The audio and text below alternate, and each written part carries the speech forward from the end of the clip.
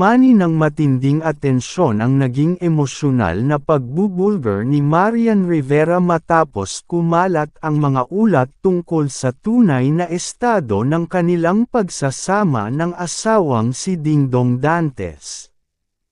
Ayon sa mga impormasyong lumabas mula sa mga taong malapit sa aktres, hindi naging madali para kay Marian ang mga huling buwang kanyang pinagdaanan, dahilan upang mapansin ng publiko ang malaking pagbabago sa kanyang disposisyon at pananahimik sa ilang mahahalagang okasyon. Sa isang pagkakataong hindi inaasahan ng marami, naging bukas si Marian sa pagpapakita ng emosyon habang tinatalakay ang kasalukuyang yugto ng kanyang buhay. Hindi man diretsahang detalyado ang bawat salita, malinaw sa kanyang mga pahayag ang bigat ng pinagdadaanan at ang seryosong pagninilay na kanyang isinagawa bago humarap sa publiko. Ang kanyang tono ay kalmado ngunit puno ng damdamin, isang indikasyon ng matagal na panahong pagkimkim ng nararamdaman. Ayon sa mga ulat, dumaan umano ang mag-asawa sa matinding pagsubok na hindi na neresolba sa pribadong paraan. Sa halip na gawing maingay ang isyu, pinili raw ng dalawa ang katahimikan at respeto sa isa't isa, lalo na para sa kapakanan ng kanilang pamilya. Ang desisyong ito ang dahilan kung bakit matagal na hindi napapansin ng publiko ang tunay na kalagayan ng kanilang relasyon. Napansin din ng mga tagamasid sa industriya na mas naging tahimik si Marian sa social media at bihira ang pagbanggit sa personal na buhay. Ang kanyang mga paglabas sa publiko ay mas nakatuon sa trabaho at sa mga proyektong may malalim na mensahe.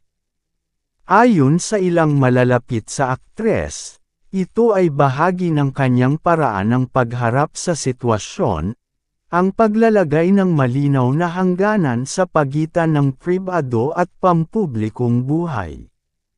Sa kabila ng mga ulat ng paghihiwalay, binibigyang diin na nananatili ang respeto sa pagitan nina Marian at Dingdong.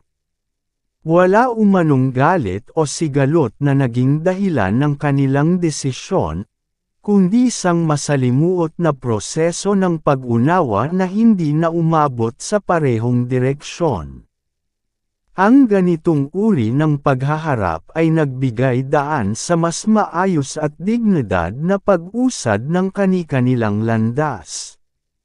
Marami ang nakaunawa sa naging emosyonal na kalagayan ni Marian, lalo na ang mga taga-suporta na matagal nang sumusubaybay sa kanyang karera. Para sa kanila, ang ipinakitang katapatan ng aktres ay hindi kahinaan kundi patunay ng lakas ng loob na harapin ang realidad. Ang kanyang pagiging bukas ay nagsilbing paalala na kahit ang mga iniidolo ay dumaraan sa mga pagsubok na hindi palaging nakikita sa kamera. Sa gitna ng lahat ng ito, patuloy na pinipili ni Marian ang katahimikan kaysa magbigay ng detalyadong paliwanag. Ang kanyang mga kilos ay nagpapakita ng malinaw na layunin na protektahan ang sarili at ang mga taong mahalaga sa kanya. Ang desisyong ito ay tinanggap ng marami bilang isang anyo ng maturity at respeto sa mga bagay na mas mainam panatilihing pribado. Habang nagpapatuloy ang mga ulat at reaksyon ng publiko, nananatiling nakatuon si Marian sa kanyang personal na pagbangon at propesyonal na responsibilidad.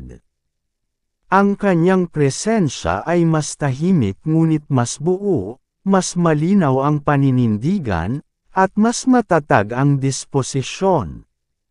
Sa kabila ng mga pagbabagong naganap, malinaw na ang aktres ay patuloy na humaharap sa hinaharap ng may dignidad, emosyonal na katapatan, at malinaw na handering panatilihin ang kapayapaan sa gitna ng isang sensitibong yugto ng kanyang buhay. Sa pagpapatuloy ng balita, napansin ng mga eksperto sa showbiz na ang emosyonal na pagbubulgar ni Marian Rivera ay nagdulot ng malakas na reaksyon sa publiko at media. Ang kanyang katahimikan sa mga nakaraang buwan ay nagbigay daan sa misensinang spekulasyon, ngunit sa kanyang matapat na pahayag, napawi ang ilang haka-haka at napalitan ng mas maayos na pag-unawa sa sitwasyon. Ayon sa mga sources, malinaw na hindi naging impulsive ang desisyon ng aktres na magsalita. Ito ay bunga ng mahabang panahon ng pagninilay at pagtimbang ng mga dapat ipahayag at panatilihing pribado. Ayon sa ilang